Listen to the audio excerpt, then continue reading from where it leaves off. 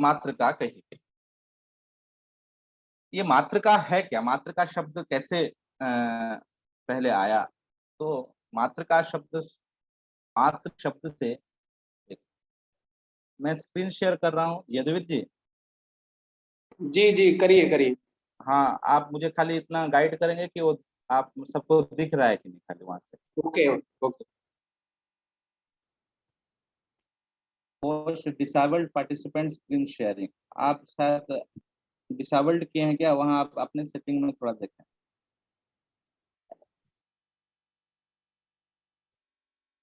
Most disabled participant screen sharing. Okay, मैं देखता हूँ। हाँ, इसमें कुछ एबल करना पड़ेगा।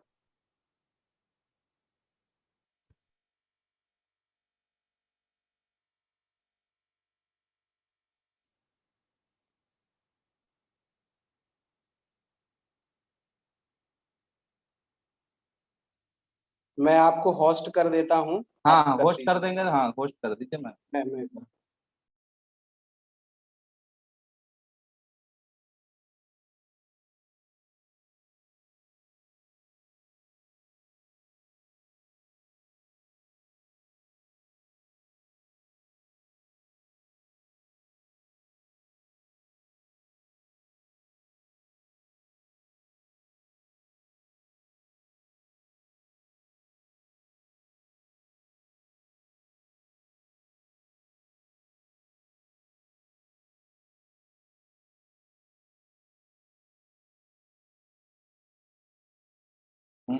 अब शायद दिख रही होगी ना,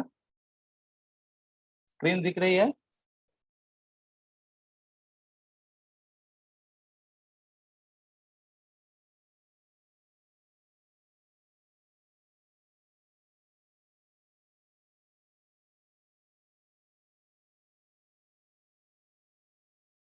हरिओम, ये स्क्रीन दिख रही है मेरी? कोई बोले।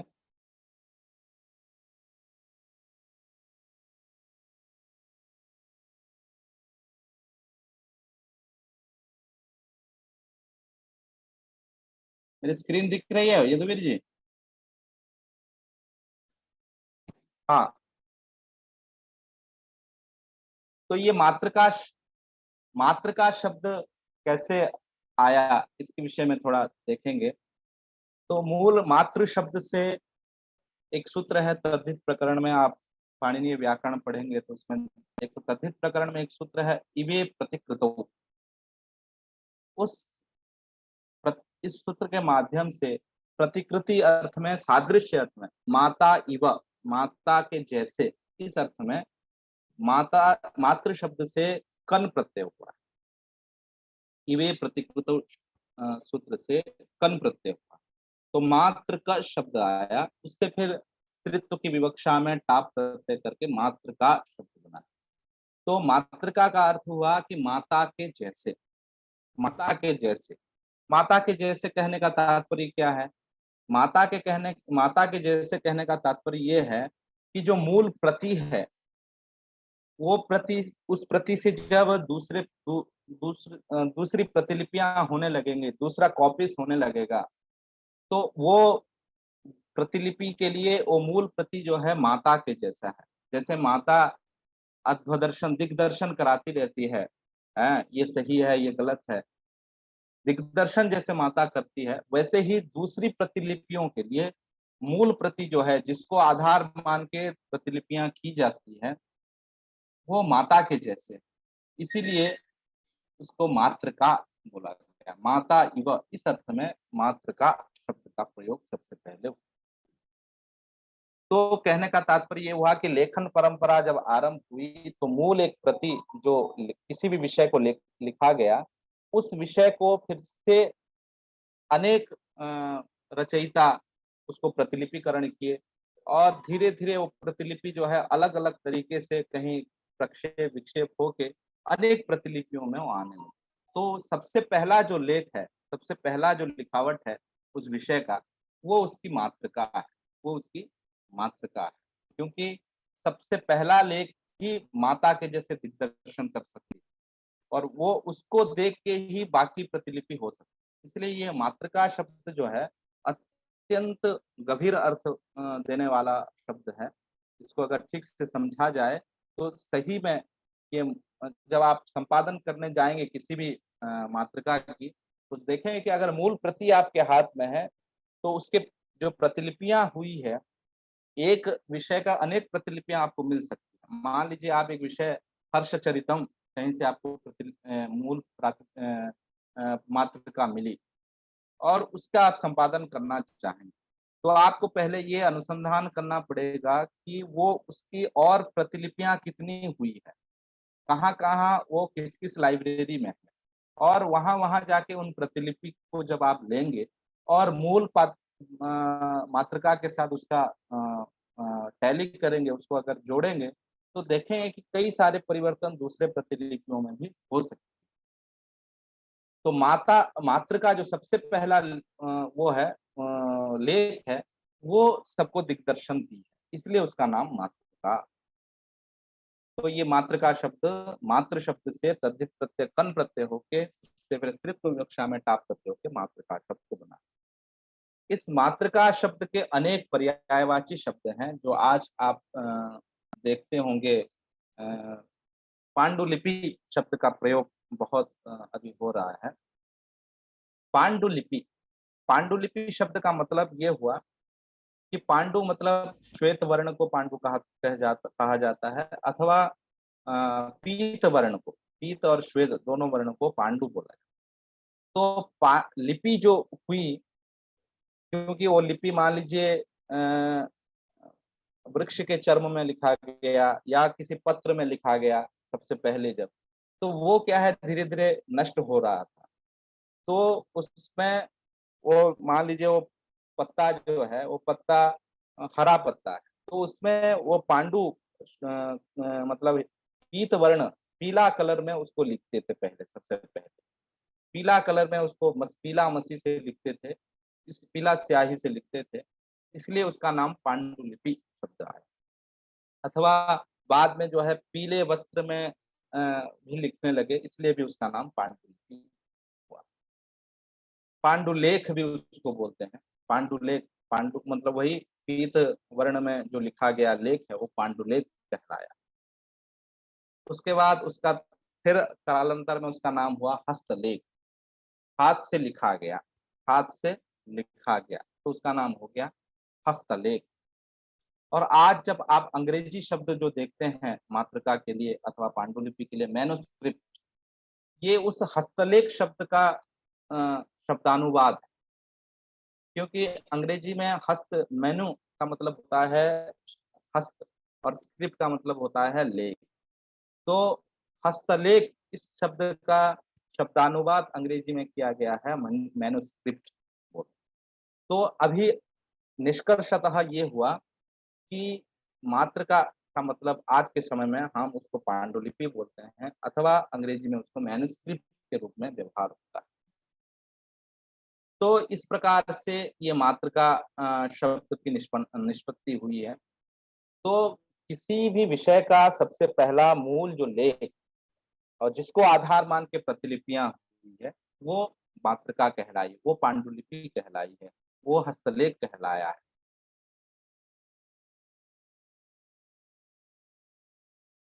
कुछ इस विषय में लोग ऐसे कारिका के माध्यम से श्लोक के माध्यम से बताते हैं कि मस्यादि उपकृतस्तत् तल्लिप्यक्षर समन्वित नितः हस्तेन क्वचित् उत्कीर्णो लिखितो लेखितोऽपि वा कर्गद गुर्जताडादि पत्राणां कोऽपि संग्रहः पञ्चसप्ततिवर्षेभ्यः प्राचीनः कुलशेवति पुस्तकं कुत्रचित् पोथि कुत्रचित् ग्रन्थ इत्यपि मातृका हस्तलेखो वा प्रोक्तः पाण्डुलिपिस्तथा मस्यादि उपकृतः तत्तल्लिप्यक्षर समन्वित।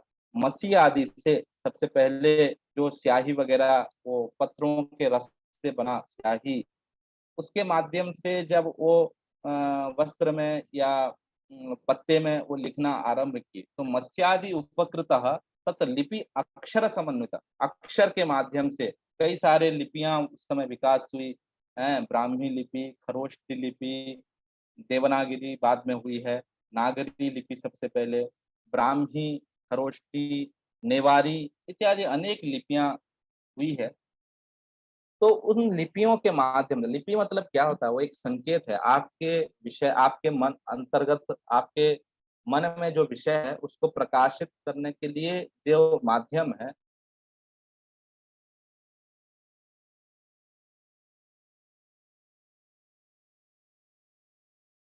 स्याही आदि से लिपि रूप में परिवर्तित होके जो अक्षर बना, और हस्तेन क्वचित उत्कीर्णो लिखित लेखितो विवा, कदाचित वो हस्तेन उत्कीर्ण, जिस समय प्रस्तर लेखन का काल था, उस समय जो है वो हाथ से ही खुरद खुरद के वो पत्थरों में लिखी जाती थी। अथवा जब भुर्ज पत्र में, ताड़पत्रों में लिखने की जो परंपरा आरंभ हुई, उसमें भी जो है उस पत्ते को सुखा के वहां खुरद खुरद के लिखने की परंपरा आरंभ। वही बोल रहे हैं कि कर्गद भूर्ज ताड़ादि पत्राणाम कोपि संग्रह, इसको मातृका कहा जाता है। तो बोल रहे हैं कि कर्गद भूर्ज ताड़ादि पत्राणाम कोपि संग्रह, भूर्ज पत्र का, पत्र में लिखा गया कोई विषय हो, ताड़ प्रत्यय में लिखा गया कोई विषय हो, अथवा आज की परंपरा में जब धीरे धीरे ये परंपरा विकसित हुई है, तो कागज में लिखने की जो परंपरा हुई, उसमें जो कोई संग्रह है, जो अप्रकाशित है, जो विषय अभी तक नहीं है, और वो कितना साल पुराना होना चाहिए, किसको आप मैन्युस्क्रिप्ट कह सकते हैं, किसको आप पांडुलिपि कह सकते हैं, किसको आप मातृका कह सकते हैं। तो 75 वर्षेभ्यः प्राचीनः कुलशेवती, 75 साल से पहले के कोई लिखा हुआ अगर विषय आपके सामने उपस्थित है, और वो विषय आज समाज के सामने नहीं है, अध्ययन अध्यापन परंपरा में नहीं है, और उस विषय को आप संपादित कर रहे हैं, तो वो मातृका, वो पांडुलिपि कहलाएगी। पुस्तकम कुत्रचित पोथी, कुत्रचित ग्रंथ इत्यपि, कहीं उसको पुस्तक कहा गया, कहीं उसको पोथी, आज भी मिथिला में पोथी शब्द का व्यवहार होता है। बहुत ही अत्यंत हर्ष का विषय है। ये प्राचीन शब्द का प्रयोग आज भी यहाँ जनमानस करते हैं। तो पुस्तकम कुत्रचित, पोथी कुत्रचित, कहीं पोथी कहा गया, ग्रंथ कहीं ग्रंथ कहा गया है, मातृका हस्तलेखो लेखो वा, कहीं मातृका इसको कही गई, कहीं हस्तलेख कहा गया, पांडुलिपिस तथा तथा उसको पांडुलिपि भी कही।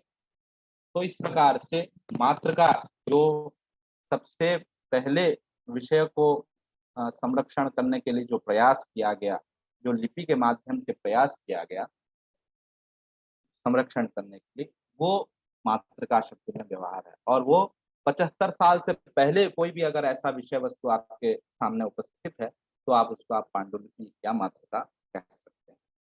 तो भुर्ज पत्र में आप अभी भी मिथिला में खास करके, क्योंकि यहाँ अनेक शास्त्रों की उत्पत्ति हुई है, खास करके नव्य न्याय की परंपरा यहाँ पुष्कल है। तो अभी भी आप अगर मधुबनी की तरफ जाएँगे, तो कई ऐसे ग्राम हैं जहाँ प्राचीन जो आचार्य हुए हैं, चाहे गंगेश उपाध्याय हैं, वाचस्पति मिश्र हैं, या इधर आप समस्तीपुर की तरफ चले जाएँगे तो करियन एक गाँव है, वहाँ उदयन आचार्य हुए हैं। तो वो सब जो लिखे हैं आज से 1000 साल पहले, अ, उन विषयों के कुछ विषय तो सामने आ गए हैं, लेकिन कुछ विषय अभी भी शायद कहीं न कहीं छुपी हुई है, वहाँ खोज करने पर कदाचित मिल भी सकती है। तो अ, ऐसे विषयों को आप लोगों को आज के समय में, आज क्योंकि टेक्नोलॉजी इतना आगे चला गया है, तो अगर आप लोग उन विषयों को उद्धार करके लाएँ, जो विषय आज से 1000 साल, 1500 साल पहले लिखी गई है, उस उन विषयों का अगर प्रकाश हो, लोग पता चले कि एक शास्त्र में ऐसे भी विषय लिखा गया है, जो अभी तक नहीं किसी को पता है, तो उन विषयों का अगर उद्धार हो, तो बहुत ही अच्छा है, समाज के लिए उपयोगी है। तो आपके लिए एक बड़ा टास्क है, खास करके मिथिला के लोगों के लिए बड़ा एक टास्क है कि जो प्राचीन परंपरा, लेखन की परंपरा यहाँ चली है, जो विषय अभी तक उजागर नहीं हुए हैं, उन विषयों का पुनरुद्धार करना अ, मूल लक्ष्य होना चाहिए आप लोगों का, जिसके माध्यम शास्त्रों की जो शास्त्रों का जो विषय है, वो सबके सामने आ सके। चलिए, तो इस प्रकार से मातृका शब्द जो है, जो सबसे पहली प्रतिलिपि जो लेखक के द्वारा लिखी गई, वो मातृका शब्द है। और उसके बाद अनेक सारे प्रतिलिपियां हुई है। उन प्रतिलिपियों, अगर वो 75 साल से पहले है तो वो भी मैन्युस्क्रिप्ट हस्तलिपि कही जा सकती है। अब तक अगर प्रकाशित नहीं हुई हो, तो प्रकाशित हो जाने के बाद फिर वो पांडुलिपि नहीं कहलाए। 75 साल से पहले कोई संग्रह है आपके पास और वो अब तक प्रकाशित नहीं है, तो आप उसको पांडुलिपि कह सकते हैं और उसका आप संपादन आगे शोध विषय में कर सकते हैं। ये विषय को ध्यान देना जरूरी है, क्योंकि कई विषय ऐसे हैं कि आज से 30-40 साल पहले भी विषय लिखा गया होगा। हाँ, हमेशा लेखन लेखन की परंपरा भारत में चलती आई है और मान लीजिए 50 साल पहले स्वतंत्रता के आसपास या स्वतंत्रता से कुछ समय पहले लिखा गया कोई विषय है जो कि प्रकाशित नहीं। अब आप उसको अगर प्रकाशित करना चाहेंगे तो ठीक है, लेकिन वो पांडुलिपि पद व्यवहार नहीं होगा उसका, क्योंकि ये नियम किया गया है कि पंचसप्तति वर्षीय अ, अभी मान लीजिए पंचसप्तति 75 साल से पहले का जो विषय है वो पांडुलिपि आप को कह सकते हैं। तो इस प्रकार से पांडुलिपि का सामान्य एक परिचय है। तो किस प्रकार से आपका पांडुलिपि कैसे विकास हुई है वो है। एक मूल प्रति है, मेरी स्क्रीन दिख रही है ना सबको? दिख रही है, दिख रही है। हाँ। तो मूल प्रति है कोई विषय, जो मान लीजिए भास नाटक चक्रम है, भास के अनेक 12-13 नाटक हैं, वो कितने सालों तक वो जो है लुप्त होके रहा। अब हाल ही में कुछ ही साल पहले उसका पुनरुद्धार हुआ है केरल में और उसका जो है पुनः मुद्रण हुआ है। खास कितने पहले उसको लिख के गए, पर वो लुक्कायित अवस्था में थी। अब धीरे-धीरे जाके कुछ साल पहले उसका प्रकाशन हुआ है। वो पांडुलिपियाँ सब मिली और उसका प्रकाशन। तो जो सबसे पहले उपदेष्टा है, जो उपदेश किया है, जो उसको पहले लिखा है, अक्षर विन्यास किया है उसका, वो मूल प्रति। मान लीजिए उस मूल प्रति के 2 प्रतिलिपियाँ हुई, एक एक्स प्रतिलिपि, एक वाई प्रतिलिपि। मान लीजिए मूल एक लेखक हैं, उनके 2 शिष्य हुए हैं या 2 उनके अनुयायी हुए हैं, वो उस मूल प्रति का 2 प्रतिलिपि, एक्स एक प्रतिलिपि किया और वाई ने एक प्रतिलिपि। फिर वो एक्स का जो मनुष्य था, वो उसके फिर अनुयायी हुए, तो वो 3 अलग-अलग प्रतिलिपि और वाई के 2 मान लीजिए अनुयायी थे। एक उदाहरण के तौर पे मैं बोल रहा हूँ यहाँ। तो ये कह के मतलब ऐसे, तो एक ही प्रति था, एक ही विषय था और उसके कितने भेद हो गए देखिए।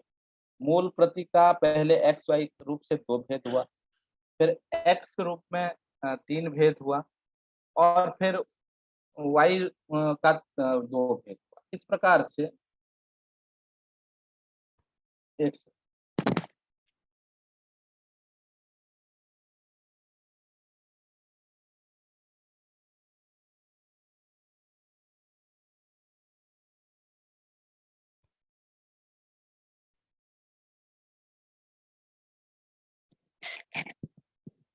हाँ, तो एक मूल प्रति, उसके अनेक प्रतिलिपियाँ हुई। उन अनेक प्रतिलिपियों में अब आप देखेंगे कि मान लीजिए भास का मध्यम व्यायोग नाटक है, मान लीजिए। वो मूल प्रति था, उस मूल प्रति के 2 प्रतिलिपियाँ हुई हैं। 2 अलग-अलग प्रतिलिपि हुई है। मान लीजिए एक प्रतिलिपि गुजरात में हुई है और एक प्रतिलिपि जाके केरल में। तो केरल की जो प्रतिलिपि है, उस केरल की प्रतिलिपि में फिर 3 प्रतिलिपियाँ और गुजरात की प्रतिलिपि में 2 प्रतिलिपि। तो उन प्रतिलिपियों का अब समाहार अगर आप संकलन करेंगे, तो देखेंगे कि हर एक प्रतिलिपि में कुछ ना कुछ आपको अलग-अलग तथ्य मिलेगा। वो उच्चारणगत कुछ वर्णों का हो, कुछ मात्रागत भेद हो, कुछ शब्दगत भेद हो, कुछ अक्षरगत भेद हो, कुछ ना कुछ भेद। इसलिए आप जब पढ़ते होंगे, भगवत गीता ले लीजिए, रामायण ले लीजिए, महाभारत ले लीजिए, कोई भी ग्रंथ ले लीजिए, एक पुस्तक में जो है दूसरे पुस्तक में लगभग 99% तो सेम ही है, लेकिन कहीं-कहीं स्थलों में अक्षर का व्यत्यय मिलता है। कहीं शब्द आगे हैं, कहीं पीछे हैं, कहीं च है तो कहीं पी है। तो इस प्रकार से कुछ जब संपादन किए हैं, तो कुछ अपने जो प पांडुलिपि में जो विषय सही से दिखी नहीं, क्योंकि अक्षर वो तो बहुत पुरानी होगी पांडुलिपि, तो सभी विषय ठीक से दिखे ये भी जरूरी नहीं है। तो संपादन अपने मेधा के बल पे, अपने बुद्धि के बल पे वहां कुछ शब्दों का संयोजन किए, तो ऐसे में प्रतिलिपियों में कुछ भेद आने लगे। तो इसलिए हम बोलते हैं और हम जब पढ़ते हैं और गुरुजी पढ़ाते हैं, कहीं अगर गुरुजी के पुस्तक में च है और मेरे पुस्तक में अपी है, तो मैं बोलूँगा कि गुरुजी ये तो अपी है यहाँ।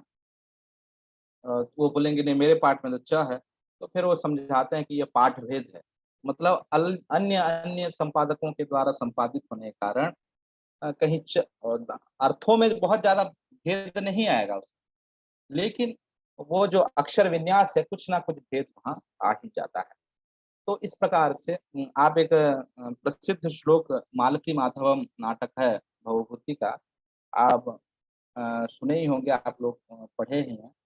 ये नाम केचित् इह नः प्रथयन्त्यवज्ञा जानन्ति ते तान् प्रतिनैषयत्नः उत्पत्स्यतेऽस्ति मम कोऽपि समान धर्म कालो ह्ययं निरवधिः विपुला च पृथ्वी। तो एक पाठ है उत्पत्स्यतेऽस्ति मम कोऽपि समान धर्म, और एक पाठ है उत्पत्स्यते तु मम कोऽपि समान धर्म। तो एक जगह उत्पत्स्यतेस्ति मम कोऽपि समान धर्म और एक जगह है उत्पत्स्यते तु मम कोऽपि समान धर्म। तो आप देखिए यहाँ अर्थ में बहुत भेद नहीं है या छंदोभंग भी नहीं हुआ है, लेकिन पाठ भेद है। आप अभी भी अपने लाइब्रेरी जाएं तो देखिएगा कुछ ग्रंथ में उत्पत्स्यतेस्ति मम कोऽपि समान धर्म शब्द होगा और कुछ ग्रंथों में उत्पत्स्यते तु मम कोऽपि समान धर्म। तो इस प्रकार से पाठ भेद हुए, क्योंकि प्रतिलिपिकरण जब हुआ तो अन्य अन्य लोगों के द्वारा जब वो प्रतिलिपिकरण हुआ तो वहाँ कुछ अक्षिगत त्रुटि के माध्यम से हो अथवा वो वर्ण ठीक से दिखाई नहीं दिया हो, तो उस विषय में कुछ शंका जब हुई तो संपादक अपने मेधा को व्यवहार करते हुए वहाँ ये हो सकता है, ये शब्द हो सकता है, ये वर्ण हो सकता है, ये अक्षर हो सकता है, ऐसा मान के वहाँ अस्ति, तु इत्यादि का प्रयोग किए जिससे छंदोभंग भी ना हो, पाठ में बहुत अर्थ में भी बहुत भेद ना हो। ऐसा कह के प्रतिलिपियों में कुछ-कुछ भेद आना शुरू। तो ये मातृका संपादन करने से पहले सबसे पहले आप जिस मातृका का संपादन करने जाएँगे, उस मातृका के कितने प्रतिलिपियाँ हुई है, ये पहले सबसे पहले ध्यान ये देने योग्य बात है। उसके लिए व्यवस्था है, आप ज़रूर कैटलॉग्स बने हुए हैं। आजकल तो हमारे समय में तो इतना बहुत ज़्यादा इंटरनेट का प्रयोग नहीं था। धीरे-धीरे अब तो इंटरनेट का इतना तो आपको इंटरनेट के माध्यम से ही कैटलॉग सब मिल जाएँगे कि एक मैन्युस्क्रिप्ट है मान लीजिए, उस मैन्युस्क्रिप्ट के प्रतिलिपि जो कॉपीज़ हुए हैं, वो किस-किस लाइब्रेरी में संरक्षित है मैन्युस्क्रिप्ट के रूप में, वो आप खोज सकते हैं। और वहाँ-वहाँ जाके उन प्रतिलिपियों को प्राप्त करके फिर आप मूल प्रतिलिपि के साथ टैली करेंगे और सबसे ज़्यादा जो प्रमाणित प्रतिलिपि मिले, आप उसका संपादन कर सकते हैं। ये एक प्रक्रिया है प्रतिलिपि संपादन करने का, मातृका संपादन करने। मातृका संपादन करते वक़्त कुछ ऐसे दोष हो सकते हैं जिसको ध्यान देना आवश्यक है। कुछ मैं संग्रह किया हूँ। सदृशाक्षराणां तथा मात्राणां च विषये भ्रांति। समान अक्षर कहीं होते हैं प्रतिलिपियों में, मातृकाओं में, तो वहाँ कहीं भ्रांति हो जाती है। जैसे स और म में बहुत ज़्यादा वो लिखने में बहुत ज़्यादा भेद नहीं पता चलता है, तो कहीं स की जगह म का भी लेखन हो गया होगा या म की जगह स का भी लेखन हो गया होगा। तो इस विषय को थोड़ा ध्यान देना ज़रूरी है। वैसे ही ध और घ, इसमें भी बहुत ज़्यादा भेद नहीं दिखता है। तो कहीं ध के स्थान पे घ का संग्रह कर दिया गया होगा, उसको भी थोड़ा ध्यान देना। जब ये मातृका संपादन आप करने जाएँगे तो ये छोटे-छोटे विषय हैं, इन विषयों को थोड़ा ध्यान देना। कहीं मी है और वहाँ मो के रूप में, क्योंकि लेखन में कहीं किसी के द्वारा अ, दीर्घ इकार को ओ के जैसे लिखने की मान लीजिए उसका अभ्यास है, तो कहीं मी को मो जैसे भी पढ़ा जा सकता है। तो ये दोष होने की संभावना है। साधारण सादृश्येन पदानां विकृततया लेखनम्। समान पदों का जैसे अभी मैं बोला कि उत्पत्स्यते स्ति कहीं है उत्पत्स्यते तु, अर्थ में बहुत भेद नहीं है, पर वहाँ विकृति तो जरूर आई है, कहीं अस्ति है और कहीं तू है। तो मूल लेखक क्या लिखे हैं, भवभूति मूल लेखक क्या लिखे हैं, वो उत्पत्स्यते लिखे हैं या उत्पत्स्यते तू लिखे हैं, ये ध्यान देने योग्य बात है। तो जहाँ मातृका में आधिक्य में आपको अस्ति दिखे तो अस्ति ही प्रामाणिक माना जाएगा, अगर तू ज्यादा दिखे तो वो तू ही प्रामाणिक माना जाएगा। तो इस प्रकार से इस दोष को भी थोड़ा ध्यान देना योग्य, क्योंकि आप रिसर्च आगे करेंगे तो इन छोटे-छोटे विषयों का ध्यान देना आवश्यक है। अपयोजनम, कुछ अपने ओर से भी संपादक कुछ शब्दों का योजन कर देते हैं।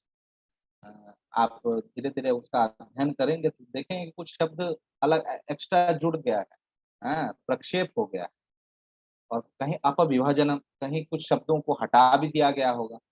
हाँ, तो इस विषय को भी थोड़ा ध्यान देना ज़रूरी है। जब आप उसका संपादन करेंगे, उसका टेक्सचुअल एडिटिंग करेंगे, तो उस समय इन विषयों को ध्यान देना आवश्यक है। वर्ण पद वाक्यानां स्थान व्यत्ययः, वर्ण पद या वाक्यों में आगे-पीछे कर देना, पदों को आगे-पीछे हो जाते हैं। कुछ प्रतिलिपियों में जो शब्द आगे है, दूसरे प्रतिलिपि में वो शब्द पीछे भी हो सकते हैं। तो इन विषयों को भी थोड़ा ध्यान देना ज़रूरी है। सबसे प्रामाणिक कौन है कि भाई अपी जो है सबसे पहले होगा कि वो बाद में होगा, ये ध्यान देना योग्य है।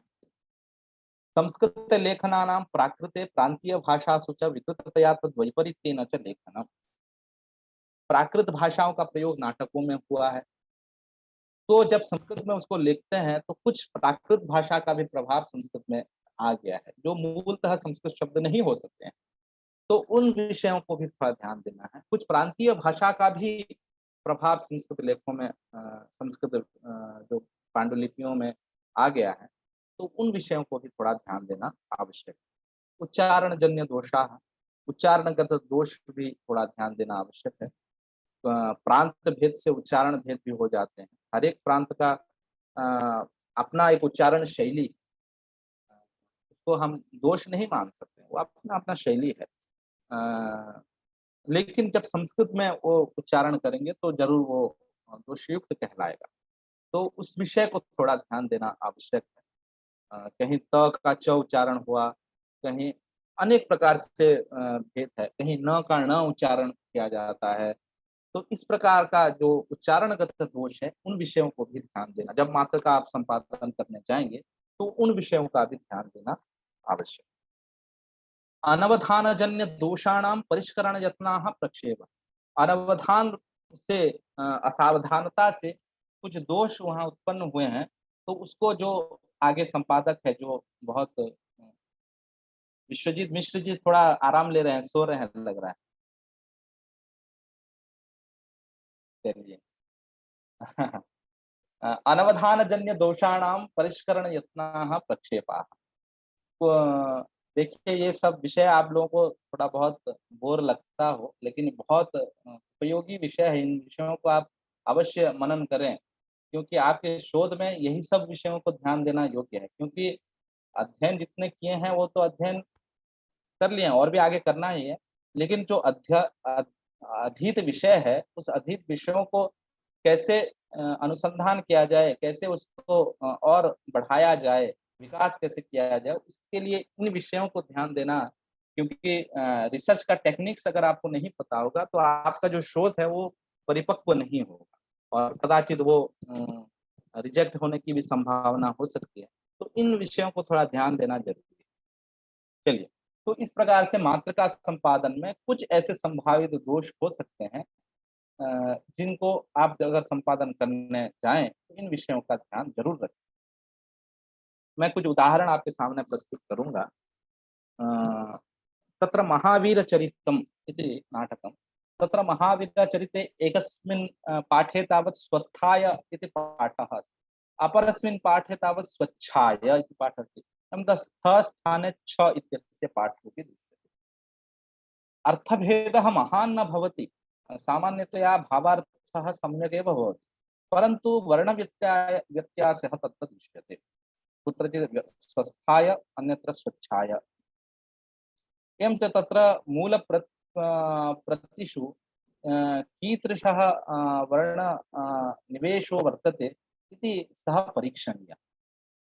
एकत्र महादोषो इति प्रयोगः, अन्यत्र महादासो इति प्रयोगः।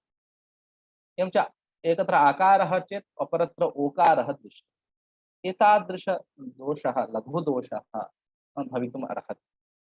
एकत्र वाक्यनिष्यन्द इति प्रयोगः, अपरत्र वाक्यनिष्पन्द इति प्रयोगः।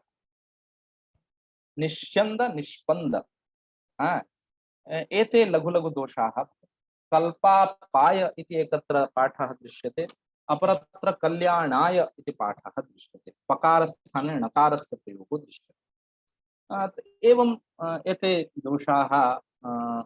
दोषाः इति न, एते पाठभेदाः अवश्यं मनसि धर्तव्याः भवन्ति। एतादृशाः भेदाः यदा भवन्तः मातृकासम्पादनं कर्तुं गच्छन्ति, तदा मातृकासम्पादनवेलायाम् एकस्याः मातृकायाः प्रतिलिपयः मन्यन्तां चतस्रः प्रतिलिपयः वा षट् प्रतिलिपयः सन्ति भवतां हस्ते। षट्सु अपि प्रतिलिपिषु तत्र एते भेदाः कदाचित् दृश्येरन्। अतः यः पाठः अधिकतया उपलभ्यते स पाठः प्रामाणिकः इति मन्तव्यम्। अतः अस्मिन् विषये भवतां ध्यानं स्यात्। रामायणे अपि एवं विधाः भेदाः दृश्यन्ते। एकस्मिन् पाठे तावत् ये मत् विषयवासिनः इति प्रयोगः अस्ति, अपरत्र ये मत् विषवासिनः इति। पश्यन्तु, तत्र विषयवासिनः इति प्रयोगः, अपरत्र ये मत् विषवासिनः, यकारः लुप्तः तत्र। सम्पादकभेदेन पाठभेदोऽपि सञ्जातः। एते विषयाः अपि ज्ञाताः। तथैव महावीरचरिते अन्यत्रापि ज्ञानेन चान्यो, एक पाठ में ज्ञानेन च अन्यः ऐसा है, और एक पाठ में ज्ञानेन च नान्यः, ये पूरा विपरीत अर्थ आ गया है। तो ज्ञानेन चान्यः है और एक पाठ में ज्ञाने च नान्यः। क्योंकि छंदों का तो कोई दोष नहीं है, लेकिन कदाचित अर्थ परिवर्तन ही होने की संभावना हो सकती है। एक जगह देखिए महापुरुष संरंभो ऐसा प्रयोग है, और दूसरी जगह जो है महापुरुष समारंभो ऐसा प्रयोग है।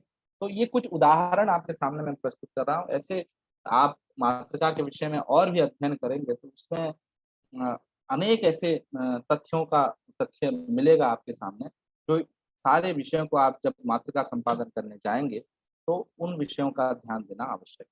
महाभारत में एक प्रयोग है अभ्यसूययाम, और एक पाठ में है अभ्यसूयाम। तो इन दोनों में पाठ भेद देखने को मिलता है। ये कुछ पाठ भेद, कुछ पदगत स्थान व्यत्यय। हमें दोष में ये बताया था कि कुछ पदों में उलटफेर है, तो कोई पद आगे है तो कोई पद पीछे है, अन्य अन्य प्रतिलिपियों। जैसे रामायण में एक प्रयोग है इदम वचनम ब्रवीत, और दूसरे पाठ आप देखेंगे तो वचनम त्विदम ब्रवीत। छंदों का तो कोई दोष नहीं है यहाँ, लेकिन वचन शब्द जहाँ पहले पाठ में दूसरे शब्द था, यहाँ पहला शब्द बन गया हो। तो एक पाठ है तस्मिन् काले सह त्वया, और एक पाठ है तस्मिन् काले त्वया सह। अर्थ भेद नहीं है या शब्द भेद भी यहाँ नहीं है, लेकिन पदों का व्यत्यय है, पदों का क्रम व्यत्यय है, व्यत्यास है। तो ये जब आप संपादन करने जाएंगे तब इन विषयों को ध्यान देना आवश्यक। महाभारत में एक प्रयोग है धार्यते यद द्विजातिभिः, और एक पाठ में है यद धार्यते द्विजातिभिः। तो ऐसे कुछ पांडुलिपियों में, क्योंकि एक मूल पांडुलिपि है, उस मूल एक अगर प्रति आपको है तो उस एक प्रति में आप सही तरह से संपादन नहीं कर सकते। उस पांडुलिपि के अनेक भेद जो होंगे, अनेक प्रतिलिपियां जो होंगे, उन सभी प्रतिलिपियों का संग्रह करके फिर आपको जब आप संपादन करने बैठेंगे तो जो निष्कर्षतः आपके सामने संपादित होकर पुस्तक आएगा वो सर्वतोपरि प्रामाणिक माना जाएगा। क्योंकि आप इससे पहले जो पांडुलिपियां हुई उन सभी पांडुलिपियों का अध्ययन करके, ठीक से मनन करके, ठीक से निरीक्षण करके, ठीक से उसको हर एक पद वर्ण को परीक्षण करके आप एक निष्कर्षतः एक जिसको बोलते हैं फुल पैकेज, ऐसा एक आप सबके सामने रखेंगे। तो आपका जो संपादित पुस्तक होगा, वो सबसे प्रामाणिक माना जाएगा, क्योंकि इससे पहले जितने भी ग्रंथ हुए होंगे, उन सभी ग्रंथों का समीक्षण करके आप उस ग्रंथ का संपादन किए होंगे। तो ऐसे अनेक विषय हैं मातृका के विषय में। कालांतर में और भी विषय हम चर्चा करेंगे, और ख़ास करके मिथिला में हम लोग हैं, तो यहाँ हम लोगों की ज़िम्मेदारी और ज़्यादा बढ़ जाती है, क्योंकि यहाँ बहुत सारे पांडुलिपियाँ हैं आपके यूनिवर्सिटी में, मिथिला शोध संस्थान में। और ख़ास करके अभी भी उन गाँव में आप जाइएगा, उधर मधुबनी की तरफ जहाँ वाचस्पति मिश्र जी का ठाड़ी, अंदरा ठाड़ी या करियन गाँव है, आपके उदयन आचार्य का, इन गाँव में या महिषी चले जाइए मंडन मिश्र का, तो इन गाँव के तरफ जाएँगे तो कदाचित आपको पुराने कुछ लिपि पोथी जिसको बोला जा सकता है, वो मिल सकती है। तो उसका संपादन अगर आप करेंगे, तो ये संस्कृत जगत के लिए एक उपकार का विषय होगा। और सबसे पहले लेकिन आप उन लिपियों का अभ्यास कीजिए, क्योंकि ये ज़रूरी नहीं है कि उस समय वो देवनागरी में ही लिखे हों, क्योंकि मिथिला का जो अक्षर है, वो तिरहुत लिपि है। आप लोग सब जानते होंगे तिरहुत लिपि, या कैथी जिसको बोला जाता है। मैथिली भाषा का जो लिपि है, मूल लिपि उसका तिरहुत लिपि है अथवा कैथी लिपि है। आज देवनागरी में लिखी जाती है, लेकिन मैथिली भाषा का सबसे पहली जो लिपि है वो तिरहुत लिपि और कैथी लिपि है। तो इन लिपियों का अभ्यास आप ज़रूर करें, और जिससे जो प्राचीन ग्रंथ अगर आपको मिले, क्योंकि आप मिथिला शोध संस्थान जाएँ, करीब 8,000 या 12,000 कुछ मैन्युस्क्रिप्ट्स हैं जो बहुत सारे कैथी लिपियों में और तिरहुत लिपि में वो है। तो उन ग्रंथों का संपादन करें आप लोग। आपके यूनिवर्सिटी के लाइब्रेरी में बहुत सारे मैन्युस्क्रिप्ट्स होंगे, तो पहले लिपि अभ्यास करें, फिर इन विषयों को ध्यान दें जो विषय हमने चर्चा की, तो आप एक अच्छे मातृका के संपादन करने में समर्थ होंगे। मुझे लग रहा है कि समय अब हो रहा है, तो यहीं हम विराम देना चाहेंगे। अगर आप लोगों के मन में कोई जिज्ञासा हो, तो आप अवश्य पूछें मातृका के विषय में।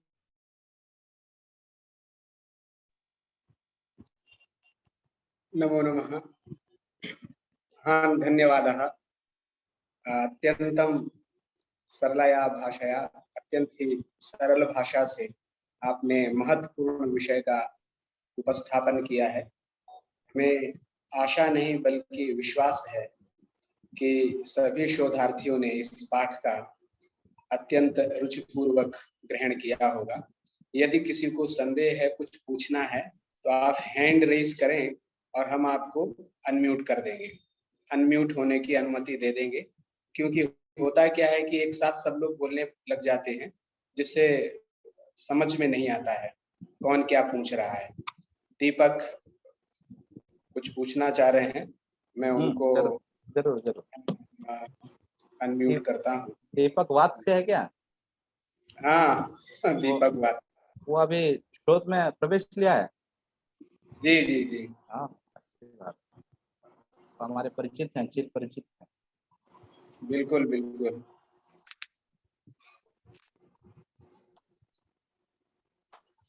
हाँ दीपक जी, आपको मैंने अनम्यूट होने की, हाँ पूछिए। हाँ गुरुजी, नमांसि गुरुजी। हाँ, नमो नमः। हाँ गुरुजी, व्याकरणे अपि तथा पाण्डुलिपयः अत्र प्राप्तुं शक्यन्ते खलु? एवम् एवम् एवं बह्व्यः पाण्डुलिपयः सन्ति। विशेषतः तत्र मिथिलाशोधसंस्थानमस्ति खलु, आम्। तत्र प्रायशः 12,000 पाण्डुलिपयः सन्ति तत्र। एकदा तत्र अवश्यं गच्छन्तु भवन्तः। प्रायशः तत्र तन्त्रविषयकाः पाण्डुलिपयः, न्यायविषयकाः पाण्डुलिपयः, व्याकरणविषयकाः पाण्डुलिपयश्च अधिकतया सन्ति। प्रायशः 80% पाण्डुलिपयः तन्त्रसम्बद्धाः, व्याकरणसम्बद्धाः, न्यायसम्बद्धाः सन्ति। अवश्यं तत्र गच्छन्तु, पश्यन्तु। किञ्च भवान् तु तत्र मिथिलादेशीयः, किञ्च भवान् तत्र निवसति खलु, आम् झञ्झारपुर पार्श्वे, झञ्झारपुर पार्श्वे। आम् लगमायां। एवं झञ्झारपुर पार्श्वे एव खलु। आम् आम् आम् ततः अन्ध्राठाडी नातिदूरे वर्तते खलु। आम् तत्र वाचस्पतिमिश्राणां गृहमस्ति। तत्रापि गत्वा एकवारम् अवश्यं निरीक्षताम्। यतोहि तत्रापि अनेकाः पाण्डुलिपयः भवेयुः, याः पाण्डुलिपयः एतावता प्राकाश्यं न गताः। अतः अवश्यं तत्र व्याकरणगताः बह्व्यः पाण्डुलिपयः सन्ति। पुणे यूनिवर्सिटी मध्ये, अनन्तरं बोरी भण्डारकर इन्स्टिट्यूट्, अनन्तरं वडोदरा इन्स्टिट्यूट्, अनन्तरं तत्र चेन्नै मध्ये अस्ति। सर्वत्रापि सन्ति। तत्र प्रयासः भवद्भिः विधातव्यः। किञ्च एकस्याः लिप्याः, एकस्याः मातृकायाः प्रतिलिपयः कियत्यः सञ्जाताः इति सोऽपि विषयः ध्यातव्यः। ताः सर्वाः अपि पाण्डुलिपयः सङ्गृह्य यदि प्रकाश्यते, तदा भवतां प्रकाशनं, भवतां यत् अनुसन्धानं भवति तत् प्रामाणिकं भवति। अन्यथा एकां पाण्डुलिपिं गृहीत्वा यदि भवान् तत् प्रकाशयितुम् इच्छति, तद् अनुसन्धातुम् इच्छति, तदानीं तत् प्रामाणिकम् इति कदाचित् न मन्येत। अतः एकस्य विषयस्य यदि अनेका कति लिपयः सञ्जाताः इति आदौ अनुसन्धेयाः, ताः सर्वाः समाकलय्य च प्रकाश्यन्ते चेत् तदानीं तत् प्रामाणिकम् इति उच्यते। गुरुजी, तासां प्रतिलिपीनां प्राप्तये कश्चन किञ्चित् लिङ्क् इत्यादिकं भवति वा? आन्लैन् न भवति, तद् संरक्षितं भवति ग्रन्थालयेषु। तत्र गत्वा तत्र बॉन्ड पेपर भवति, विलिख्य कुत्रचित् धनं दत्वा अथवा कुत्रचित् तावत् जेराक्स् स्वीकर्तुं शक्यते, प्रतिलिपिं स्वीकर्तुं शक्यते। तत् तथा न दीयते। तत्तु पाण्डुलिपि नाम अस्माकं धरोहर इति उच्यते खलु, हेरिटेज् इति उच्यते। अतः तत् इंटरनेट् मध्ये नोपलभ्यते, ग्रन्थालयेषु संरक्षिताः सन्ति। तत्र तत्र गत्वा भवन्तः चेन्नै गच्छन्तु, वडोदरा गच्छन्तु, भवतां विश्वविद्यालये सन्ति पाण्डुलिपयः, तत्र तत्र गत्वा तेषाम् अनुमतिं च स्वीकृत्य प्राप्तुं शक्नुवन्ति। इंटरनेट् मध्ये न लभ्यते। एवम्। अन्यः कश्चित् हैंड रेज कुर्यात्।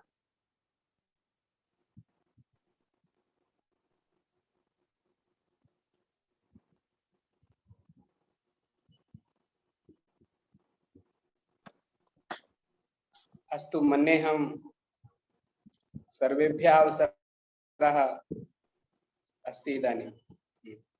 सर्वे प्रष्टुं शक्नुवन्ति। कः पृच्छति इदानीं? अस्तु, नास्ति तर्हि मौनं द्विविधं भवति। एवम् एवम्। किञ्चित् पृच्छति, किञ्चिदपि न अवगतम्। एवम्, अत्यन्तम् अवगतं चेदपि मौनं, किमपि नावगतं चेदपि मौनम्। अतः अहं मन्ये प्राथमिकदशायां सर्वे सन्ति। एवम्। अस्तु, तर्हि अद्यतनीया इयं कक्षा अत्रैव विरमति। भवतां कृते महान् धन्यवादः। भवन्तः अत्र आगत्य अस्माकं शोधछात्रान् व्याख्यानं शोधछात्रान् उपदिष्टवन्तः। अतः भवद्भ्यः पौनःपुन्येन धन्यवादाः वितीर्यन्ते, पौनःपुन्येन च प्रणामाः निवेद्यन्ते। धन्यवादाः। इयं कक्षा अत्रैव विरमति। अहमपि आत्मानं धन्यं मन्ये यत् एतादृशः अवसरः कल्पितः। नाहं तथा वाग्मी न वा तथा विषये प्रवेशः, तथापि अत्र अनुमतिः दत्ता इति नूनं तदर्थम् आधवर्यं प्रकाशयामि। पुनः पुण्येन धन्यवादं दत्तवान्। एवं, वयं धन्याः। आप लोगों को लिंक अभी तुरंत, चूंकि आचार्य जी ने प्रश्न भेज दिए हैं और गूगल फॉर्म हमने तैयार कर लिया है और कक्षा समाप्त होते ही हम भेज देंगे। ये एक विषय ये अगर पीपीटी चाहिए तो मैं आपको भेज देता हूँ, आप इन लोगों के शेयर कर दीजिएगा। बाद ठीक है, ये अभी नहीं, बिल्कुल, अभी नहीं, बिल्कुल। क्योंकि और बाद में 2 घंटे एक, बाद में। हाँ जी, ठीक है। आप वो मुझे पीपीटी दे देंगे, हम जो हमारा ग्रुप है जिसमें ये सभी जुड़े हाँ हुए हैं। हाँ, आज के बाद ही दीजिए, क्योंकि जी, जी, प्रश्न पहले शेयर हो कर जाना चाहिए। जी, जी, ज़रूर, ज़रूर।